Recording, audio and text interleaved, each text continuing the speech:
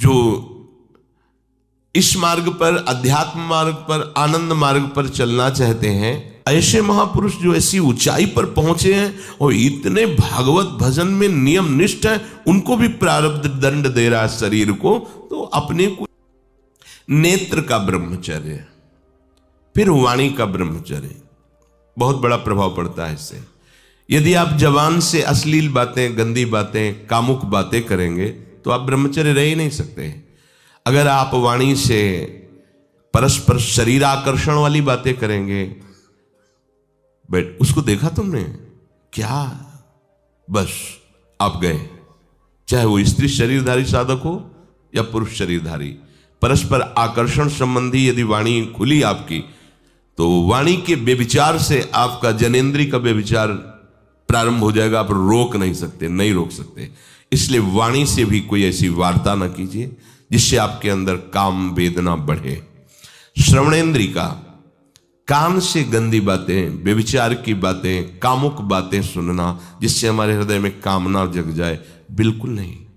भले वो किसी को लेकर टीका टिप्पणी की जा रही हो, देखो वो साधक है, उसको हमने देखा वहां ऐसे देख रहा था, वैसे कर रहा था, वो तो आपको समझ में आ रहा है कि किसी साधक की बात कर रहे हैं, वो तुम्हारे नाश के लिए उपाय कर रहे हैं जो आपको ऐसी बात बता रहे हैं।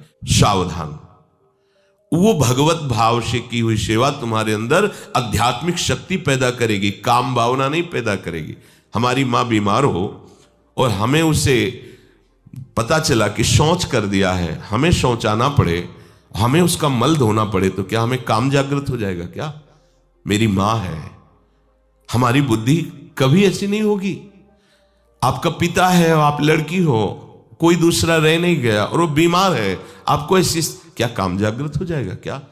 अगर ऐसी सेवा में काम जागृत होता तो कोई नर्स ही अस्पताल में नहीं होती। हर सेवा उसको करनी होती है, नर्स को, चाहे वो स्त्री शरीर हो चाहे पुरुष शरीर हो, परस्पर विरोधी शरीरों की सेवा, पर कहीं काम थोड़ी जागृत होता, क्योंकि उसको अपने सेवा धर्म से मतलब है।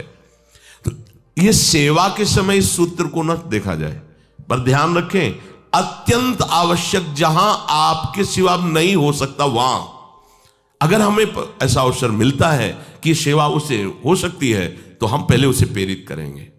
और अगर ऐसा है कि अब कोई नहीं है, फिर हमारा परम धर्म जागृत हो जाता है परहित का। अगर हमारा कोई निंदा भी करे, कोई शरीर की भी हानि हो जाए, अब हम परवाह नहीं करते। परहित सरिस धर्म नहीं भाई, इससे बड़ा कोई धर्म नहीं है। पर ध्यान रखें, यदि कहीं मन को समझाना चाहिए, देखो अपने लोग उपासक हैं, हम जहां जहां आसक्त हो रहे हैं उसमें हमारे अब कछुनाथ न चाहिए मोरे, शांत हो जाता। फिर ऐसा क्यों होता है कि उसको एक जगह तृप्ति नहीं होती, क्योंकि वहां सुख है नहीं। फिर सोचता है शायद उसमें हो, उसमें हो, उसमें हो। पूरे के पूरे युग के युग व्यतीत हो गए, कल्प के कल्प व्यतीत हो गए भोगते हुए, क्या सुख मिला? क्या स्त्री शरीर सोचता है पुरुष शरीर में सुख है, पुरुष शरीर सोचता है स्त्री शरीर में सुख है, या आदि आदि।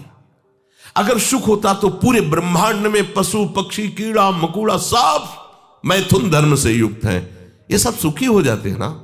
जो जितना भोगा सकते उतना ही दुखी, देख लो, अशांत, क्लिष्ट, परेशान और पापाचरण युक्त।